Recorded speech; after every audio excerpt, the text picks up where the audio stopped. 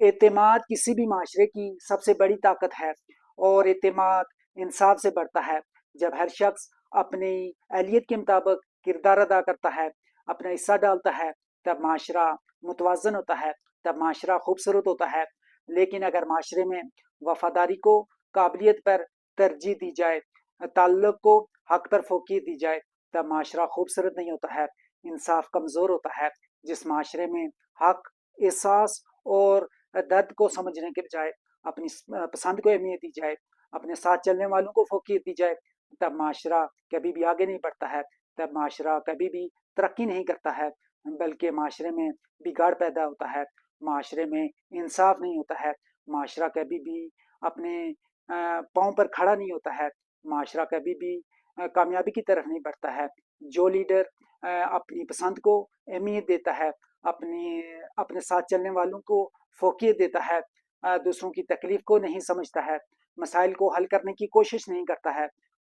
وہ لیڈر ایک گروہ تو بنا لیتا ہے لیکن کبھی بھی ایک قوم نہیں بنا سکتا ہے، کیونکہ اس کی سوچ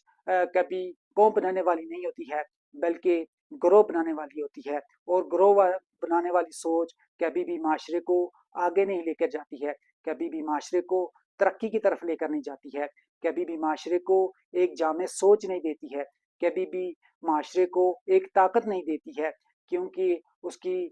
جامع سوچ نہیں ہوتی ہے۔ اس لیے حقیقی تبدیلی لانے کے لیے ہمیں یہ سمجھنا ہوگا کہ حق کا ساتھ دیں، دوسروں کو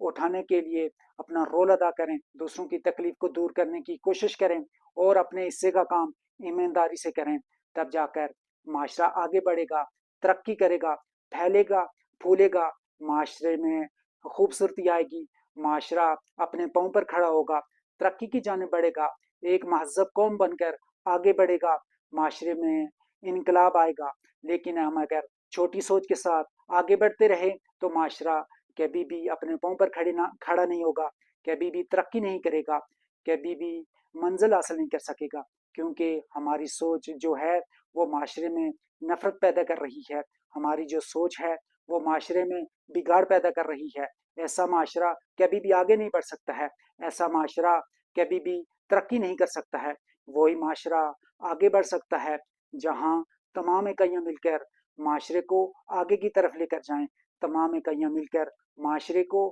خوبصورت بنانے کی کوشش کریں۔ وہی معاشرہ آگے بڑھتا ہے، ترقی کرتا ہے، اپنے پاؤں پر کھڑا ہوتا ہے، ایک مہذب قوم بنتا ہے۔ لیکن جہاں وفاداریوں کو اہمیت دی جاتی ہے، جہاں تعلق کو فوقیت دی جاتی ہے، وہاں معاشرہ کبھی بھی آگے نہیں بڑھتا ہے، کبھی بھی ترقی نہیں کرتا ہے، کبھی بھی پھیلتا پھولتا نہیں ہے، کبھی بھی اپنے پاؤں پر کھڑا نہیں ہوتا ہے،